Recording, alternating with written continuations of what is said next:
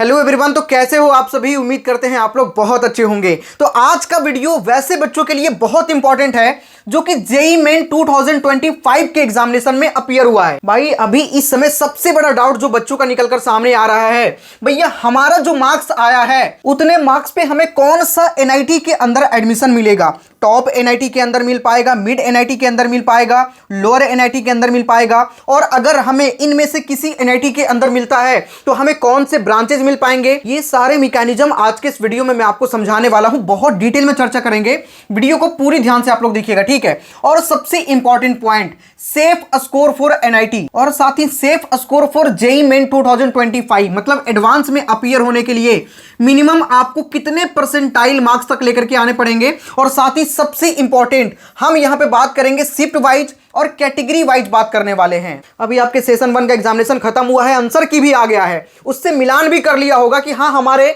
इतने क्वेश्चन सही है, और उस बेस पे आपको एक मार्क्स का आइडिया लग गया होगा कि हमारे इतने क्वेश्चन सही है और हमें इतने क्वेश्चन पे लगभग इतने मार्क्स बन जाएंगे। किसी का 150 नंबर बन रहा होगा, किसी का 160 नंबर, किसी का 180, किसी का 200, किसी का 200 प्लस। तो हम इस वीडियो में बहुत डिटेल में चर्चा करने वाले हैं, ठीक है। वीडियो को पूरी ध्यान से देखिएगा, और जो लोग नए हैं सभी लोग चैनल को सब्सक्राइब करके बेल आइकन दबा लीजिएगा, क्योंकि ये चैनल अभी से लेकर के जब तक आपके एडमिशन नहीं हो जाते तब तक आपको कंप्लीट गाइड किया जाएगा यहां से। और साथ ही इस बार मैं अपनी टीम के साथ में आप सभी को काउंसलिंग में कंप्लीट सपोर्ट करेंगे। जोसा काउंसलिंग, सीसैप काउंसलिंग, जैक दिल्ली हो गया, या फिर जो बच्चे स्टेट लेवल काउंसलिंग एकेट्यू वगैरह में पार्टिसिपेट करना चाहते होंगे, उनको नहीं पता होगा, आइडिया नहीं होगा, तो हम लोग प्रॉपर टीम बना करके आपको कंप्लीट सपोर्ट प्रोवाइड करेंगे हर एक तरीके से। तो सभी बच्चे अभी सब्सक्राइब करके बेल आइकन दबा लेना, ताकि आपको उस समय कोई भी प्रॉब्लम ना हो, और आपके जितने मार्क्स बने हैं उस पे आपको बेस्ट से बेस्ट कॉलेज आपको मिल पाए, यानी कि आपके मार्क्स पे जो भी डिजर्विंग कॉलेज हो वो आप सभी को मिल पाए, ठीक है। आगे अभी हम बहुत सारी बातें करना स्टार्ट करेंगे, बहुत अच्छे से समझना स्टार्ट करेंगे, लेकिन उससे पहले मैं आपको एक इंपॉर्टेंट पॉइंट बताना चाहूंगा। वैसे बच्चे जो जेईई मेन क्वालिफाई कर रहे हैं, अभी मैं आपको आगे बताऊंगा कि कितने मार्क्स तक, कितने परसेंटाइल तक आपके आते हैं, तो आप जेईई मेन क्वालिफाई कर जा रहे हैं और अभी से एडवांस की तैयारी आपको स्टार्ट कर देनी चाहिए। तो अगर आपको इस बार जेईई एडवांस 2025 के अंदर अपीयर होना है तो भाई मैं आपको बताऊं, अभी से आप लोग प्रिपरेशन स्टार्ट कर दो, टाइम बहुत कम मिलेगा आपको। और इसके लिए फिजिक्स वाला ने आप सभी के लिए लॉन्च कर दिया है वरुण जेईई एडवांस के लिए बैच, और अगर आप ये ज्वाइन करते हैं तो इसके साथ ही आपको जेईई अल्टीमेट क्रैश कोर्स भी मिलता है। प्राइस की बात करें तो बहुत अफोर्डेबल है, उसमें भी यदि आप ये कोड यूज करिएगा V2 तो आपको मैक्सिमम लेवल का डिस्काउंट मिल जाएगा। लिंक डिस्क्रिप्शन में है, जाकर के सभी बच्चे इस बैच को ज्वाइन कर सकते हैं। इसके साथ ही जो बच्चे 2026 में अपीयर होने वाला है उनके लिए भी बड़ी इंफॉर्मेशन है।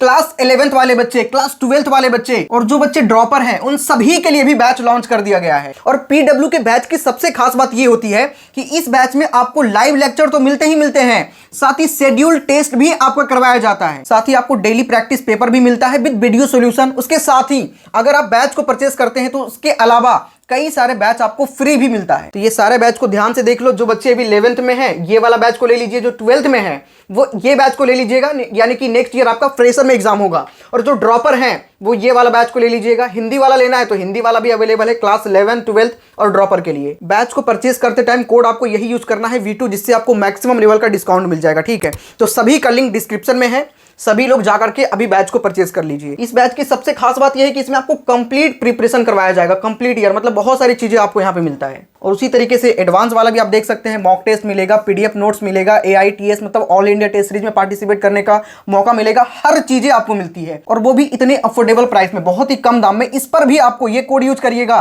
तो इस पे भी आपको डिस्काउंट मिल जाएगा। तो लिंक और कोड दोनों डिस्क्रिप्शन में आपको मिल जाएगा, जाकर के सभी बच्चे भी ज्वाइन कर लीजिए, ठीक है। तो यहां तक आपने समझ लिया, अब हम लोग टॉपिक पे वापस आते हैं, ठीक है। देखो, जो बच्चे 2025 का जनवरी वाला अटेम्प्ट दिए हैं, कितने परसेंटाइल तक मिनिमम उनके होंगे तो वो जेईई मेन क्वालिफाई कर जाएंगे और वो एडवांस के लिए एलिजिबल होंगे। देखो, इसके बाद आपके सेशन 2 भी होने वाला है, लेकिन सेशन 1 में अगर हम बात करें पेपर के लेवल के बारे में, सबसे पहले पेपर लेवल के बारे में बात कर लेते हैं। तो जनवरी में कई सारे डेज में, कई सारे शिफ्ट में एग्जामिनेशन हुआ है। तो अगर शिफ्ट 1 के बारे में बात करें, 22 जनवरी का शिफ्ट 1, तो ये पेपर थोड़ा मॉडरेट लेवल का था, ठीक है। और उसी दिन का अगर शिफ्ट 2 की बात करें तो भाई पेपर थोड़ा इजी था। अगर 23 जनवरी के शिफ्ट 1 की बात करें तो पेपर मॉडरेट था, शिफ्ट 2 का भी पेपर थोड़ा मॉडरेट था। 24 जनवरी शिफ्ट 1 की बात करें तो मॉडरेट टू डिफिकल्ट था पेपर। और वहीं 24 जनवरी की शिफ्ट 2 की बात करें तो पेपर डिफिकल्ट रहा था। 28 जनवरी का शिफ्ट 1 की बात करें तो पेपर डिफिकल्ट था। और 28 जनवरी के शिफ्ट 2 की बात करें तो पेपर मॉडरेट टू डिफिकल्ट देखा गया था। और अगर 29 जनवरी का शिफ्ट 2 की बात करें और 29 जनवरी के शिफ्ट 1 और शिफ्ट 2 की बात करें तो पेपर मॉडरेट देखा गया था। इसी बेस पे आपके मार्क्स वर्सेस परसेंटाइल भी वैरी करेगा, ठीक है। मतलब जो पेपर डिफिकल्ट रहेगा वहां पे कम मार्क्स पर अच्छे परसेंटाइल बनने के चांसेस रहेंगे, लेकिन जो पेपर इजी रहेगा वहां पे थोड़े ज्यादा मार्क्स लाने पे आपको थोड़े कम परसेंटाइल बनने की पॉसिबिलिटी रहती है, ठीक है। क्योंकि इजी पेपर में स्कोर करना थोड़ा ज्यादा इजी होता है और अगर वही डिफिकल्ट पेपर दे दिया जाए तो स्कोर करना थोड़ा सा मुश्किल होता है। तो ये चीजें आपने समझ लिया। अब हम समझते हैं थोड़ा सा क्या कुछ कट ऑफ रह सकती है इस बार। ये कट ऑफ जेईई मेन को क्वालिफाई करके, ठीक है, जेईई मेन क्वालिफाई करके एडवांस में अपीयर होने के लिए है, मतलब सिर्फ क्वालिफाइंग कट ऑफ। और मेन क्वालिफाई करके एडवांस में कितना बच्चा अपीयर होता है? लगभग 2.5 लाख बच्चा, ठीक है, 2,50,000 के आसपास मानकर चलो। तो जब 2.5 लाख बच्चा अपीयर होगा तो कितने बच्चे में भाई? लगभग जो है 15 लाख बच्चे में सेशन 2 के बाद उसमें से काउंट होगा 2.5 लाख बच्चा। तो मतलब कह सकते हैं कि लगभग 12.5 लाख के आसपास बच्चा जो है वो बाहर हो जाएगा।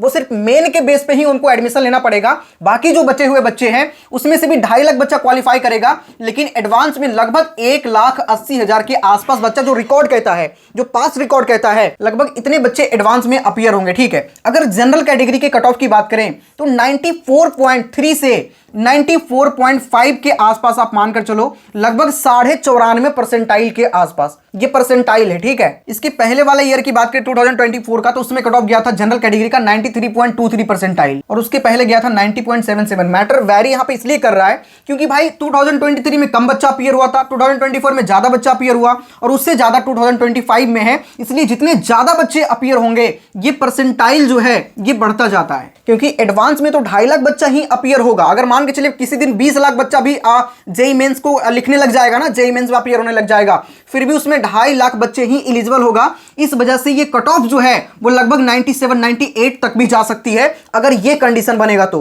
उसी तरीके से ईडब्ल्यूएस कैटेगरी की बात करें और ओबीसी एनसीएल की बात करें तो ईडब्ल्यूएस कैटेगरी वाला लगभग 84.7 मतलब 85 परसेंटाइल के आसपास मानकर चलो और ओबीसी एनसीएल वाले बच्चे 82.5 लगभग 83 के आसपास मानकर चलो आप, ठीक है। उसी तरीके से एससी एसटी की बात करें तो लगभग आप 65 परसेंटाइल के आसपास मानकर चलना। और जो पीडब्ल्यूडी वाला बच्चा है, फिजिकली डिजेबल्ड जो बच्चा है, उसके लिए लगभग 0.002 परसेंटाइल के आसपास, ठीक है। तो ये तो रहा कट ऑफ, ठीक है, एक्सपेक्टेड कट ऑफ। लेकिन सबसे इंपॉर्टेंट होता है कितने मार्क्स पर हम सेफ हैं कि हमें एक अच्छे एनआईटी के अंदर एडमिशन मिल जाए। तो उससे पहले ये समझ लेते हैं कि जनवरी अटेम्प्ट में कितने मार्क्स पर आपका कितना परसेंटाइल तक बन सकता है, ठीक है। यानी कि मार्क्स वर्सेस परसेंटाइल समझ लेते हैं डे वाइज और शिफ्ट वाइज। तो 99.9 परसेंटाइल के अंदर अगर आपको आना है तो 22 जनवरी का शिफ्ट 1 में लगभग 240 नंबर तक आपको लेकर के आना पड़ेगा।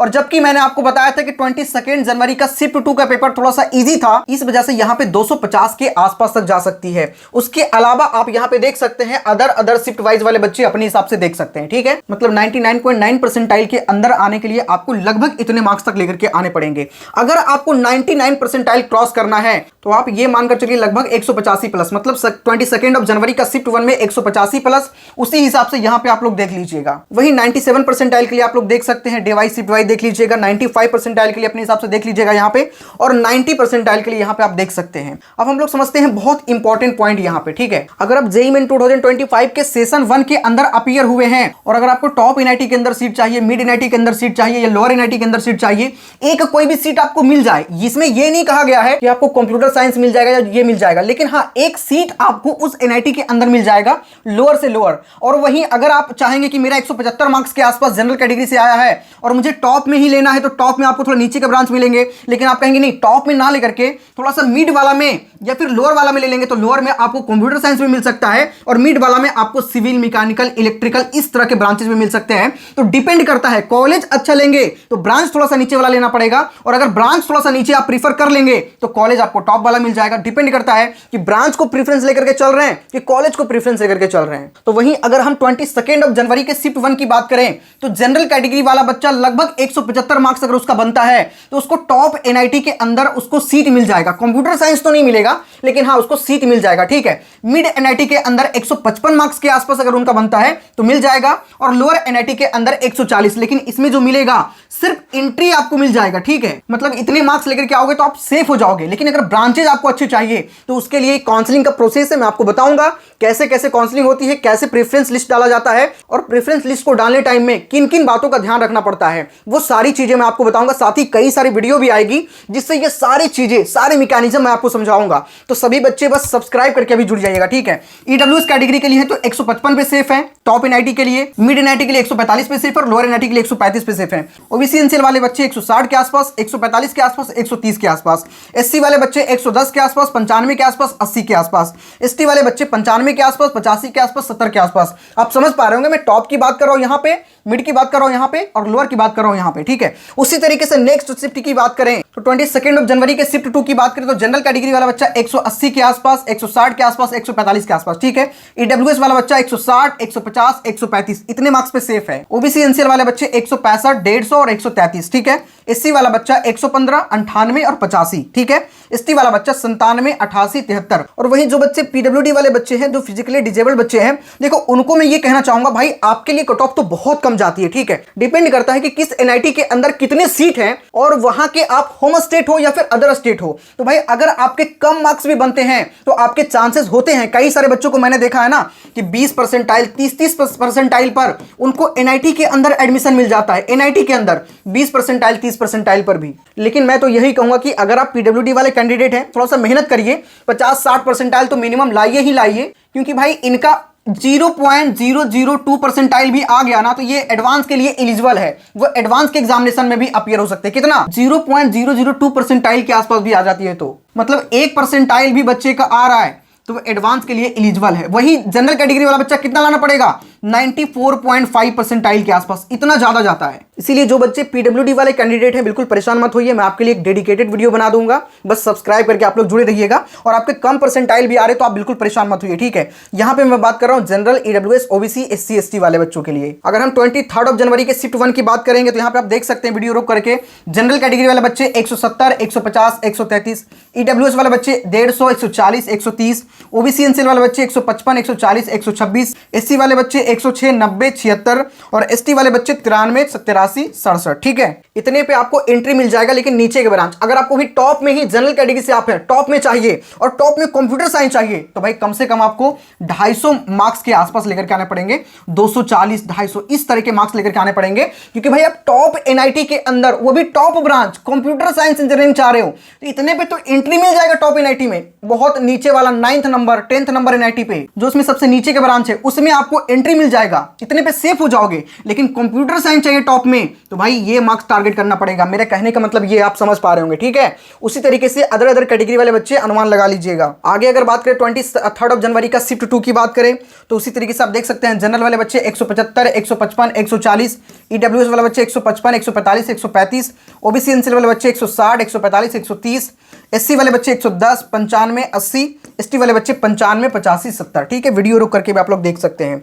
उसी तरीके से नेक्स्ट शिफ्ट की बात करें 24 जनवरी के शिफ्ट 1 की बात करें तो यहाँ पे आप देख सकते हैं 166, 146, 132 ये था जनरल वाला। ईडब्ल्यूएस की बात करें 145, 136, 126, ओबीसी एनसीएल 150, 135, 122, एससी वाले बच्चों की बात करें तो 102, 88, 72 और एसटी वाले बच्चों की बात करें तो 88, 80, 66, ठीक है। उसी तरीके से 24 जनवरी के शिफ्ट 2 की बात करें तो यहाँ पे आप देख सकते हैं 170, 150 और 133 के आसपास। ईडब्ल्यूएस की बात करें तो 150, 140, 130, ओबीसी एनसीएल की बात करें तो 155, 140, 126, एससी की बात करें तो 106, 90, 76, एसटी की बात करें तो 93, 83, 67, ठीक है। ये आपने समझ लिया 22, 23, 24, तो अब तक आपने समझा 24 जनवरी के शिफ्ट 2 तक, ठीक है। लगभग यही मानकर चलो, इतना ही मानकर चलो आगे वाले जो बच्चे हैं 28 वाले बच्चे, 29 वाले बच्चे, ये मानकर चलो आप लोग, ठीक है। इतने पे आप सेफ रहोगे, क्योंकि यहां पे मैंने जो मेंशन किया है वो इजी शिफ्ट वाले डेटा को मेंशन किया है, तो इसमें तो सभी इंक्लूड हो गए। तो अब तक आपने सारी चीजें समझने का पूरी अच्छी तरीके से प्रयास किया है।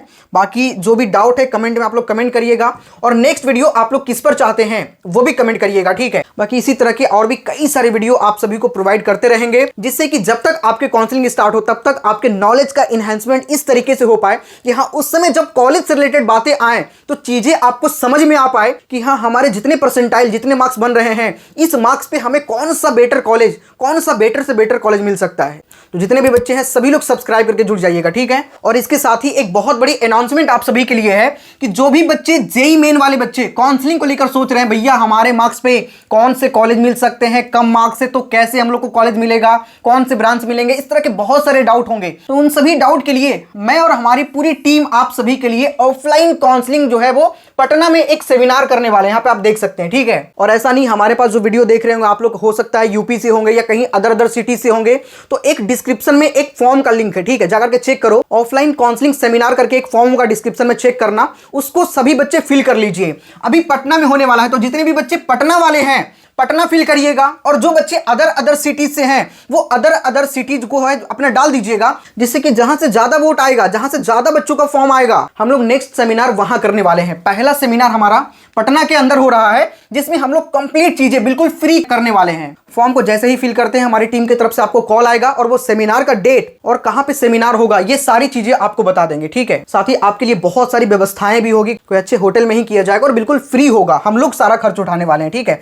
तो ये हमारी टीम है, आप देख सकते हैं यहाँ पे। वहां पे मैं भी आऊंगा, आप लोग हमसे भी मिल सकते हैं, साथ ही हमारी टीम से भी मिल सकते हैं। उनसे कोई भी डाउट हो तो आप ऑफलाइन में ही पूछ सकते हैं। और इस सेमिनार में बहुत ही लिमिटेड लोग आएंगे, तो जो जल्दी फॉर्म को फिल करेंगे हम लोग उसी को इन्वाइट करेंगे, ठीक है। फॉर्म फिलिंग स्टार्ट है, जाकर के सभी बच्चे, डिस्क्रिप्शन में लिंक है, अभी जाकर के सभी लोग फॉर्म को फिल कर सकते हैं। सिटी अपना मेंशन जरूर करिएगा, पहला सेमिनार पटना में है। पटना जो आ सकते हैं हम लोग उनसे पूछ लेंगे, अगर पटना आने के लिए आप एलिजिबल होंगे तो आप आ जाइएगा, अगर नहीं आ सकते हैं तो ज्यादा वोट जहां से आया हम लोग नेक्स्ट सेमिनार वहां के जो आसपास के होटल होंगे वहां पे करने वाले हैं, ठीक है। तो सभी बच्चे फॉर्म को फिल कर लीजिए, लिंक डिस्क्रिप्शन में आपको मिल जाएगा। साथ ही जो पीडब्ल्यू वाला बैच को अभी तक ज्वाइन नहीं किए हैं जाकर के ज्वाइन कर लीजिएगा, इसका भी लिंक डिस्क्रिप्शन में डाल दिया हूं, कोड आप लोग यूज कर लीजिएगा V2, जिससे आपको मैक्सिमम लेवल का डिस्काउंट मिल जाएगा, ठीक है। चलिए इस वीडियो में इतना ही, मिलते हैं नेक्स्ट वीडियो में, सभी बच्चे सब्सक्राइब करके जुड़ जाइएगा।